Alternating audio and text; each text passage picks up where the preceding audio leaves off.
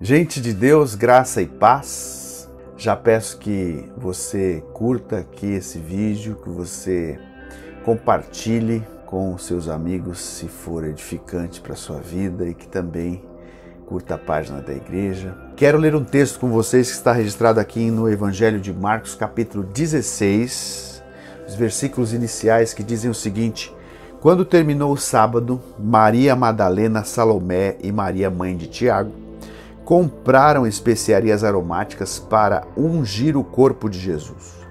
No primeiro dia da semana, bem cedo, ao nascer do sol, elas se dirigiram ao sepulcro, perguntando umas às outras: Quem removerá para nós a pedra da entrada do sepulcro?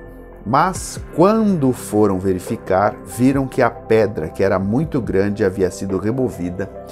Entrando no sepulcro, viram um jovem vestido de roupas brancas assentado à direita e ficaram amedrontadas.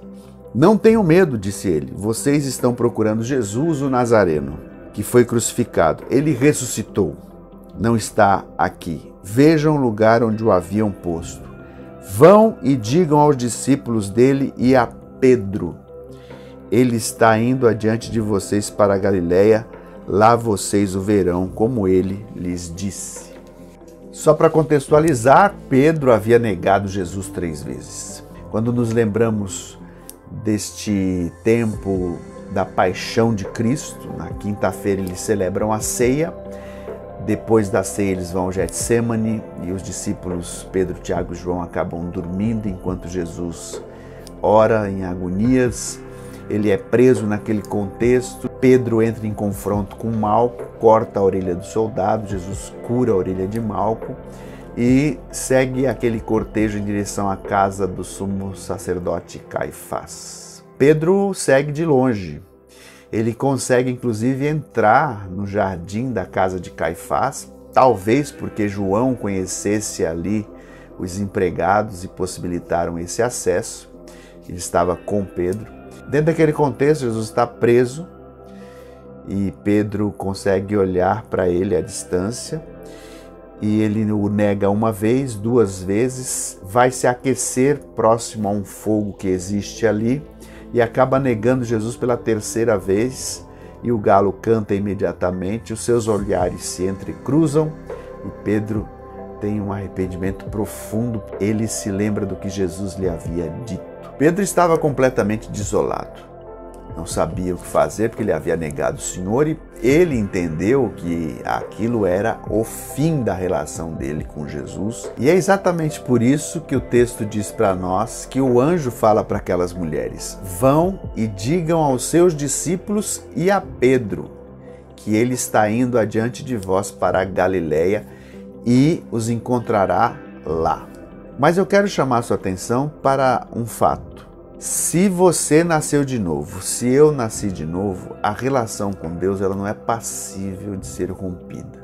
Eu olho para as Escrituras e encontro nas Escrituras essa realidade de que quem nasceu de novo, nada pode separar essa pessoa do Senhor. Porque quem o fez nascer de novo foi o próprio Senhor. E Deus não toma susto conosco. É assim, simples e difícil de se compreender algumas coisas nas Escrituras, mas este é um fato.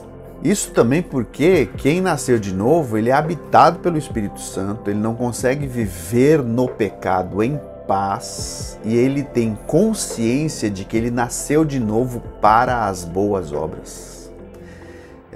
A Bíblia afirma todas essas verdades. Portanto, quando o anjo diz para aquelas mulheres, diga também a Pedro, ele está dizendo que ele continua amando Pedro, que ele continua tendo um propósito na vida de Pedro e também que ele vai mandar Pedro alimentar as ovelhas dele.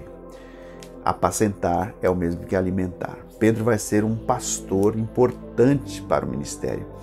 Deus não precisa de ninguém, mas nós precisamos dele. Por isso que é uma relação de amor, agape.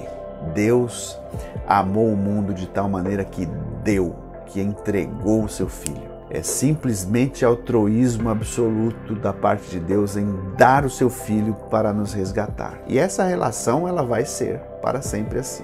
Então essa palavra, meus irmãos, é sobre o amor de Deus. Se você se sente numa condição de distante, de filho perdido, lembre-se, Deus continua interessado em você. Deus tem um propósito na sua vida e Ele te quer perto. Então volte. Seja restaurado e viva para a glória de Deus. Enfim, não se esqueça disso. Nós precisamos dele. Como o próprio Pedro disse numa ocasião, para onde iremos nós se só ele tem palavras de vida eterna? Deus te abençoe. Graça e paz.